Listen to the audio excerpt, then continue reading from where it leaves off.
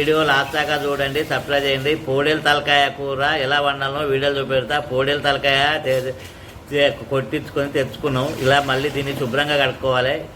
ఇలా నీటిలో శుభ్రంగా కడుక్కొని ఇప్పుడు ఇలా కడుక్కొని నీళ్ళు పోసి ఈ స్టవ్ అంటు పెట్టినాం. ఈ స్టవ్ పైన ఇప్పుడు ఇందులో నీళ్ళు పోసుకొని ఉడికించుకోవాలి.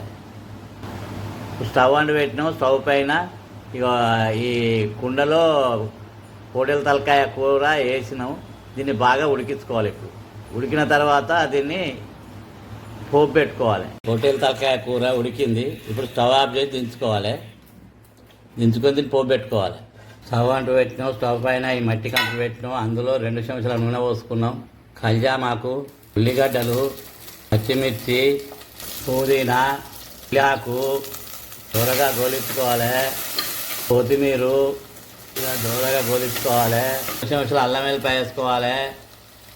1 చెంచాలు పసుపు వేసుకోవాలి. 1/2 చెంచాలు ఇంగు వేసుకోవాలి. 1 చెంచాలు కుడకపొడి వేసుకోవాలి.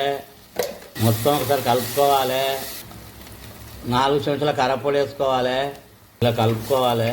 ముందుగానే ఉడికించుకున్నది ఇందులో పోసుకోవాలి.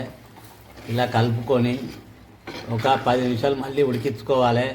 తగినంత ఉప్పు వేసుకోవాలి. 1 చెంచాడు మసాలా వేసుకోవాలి. దీనిని కలుపుకొని స్టవ్ ఆఫ్ చేసి దించుకోవాలి.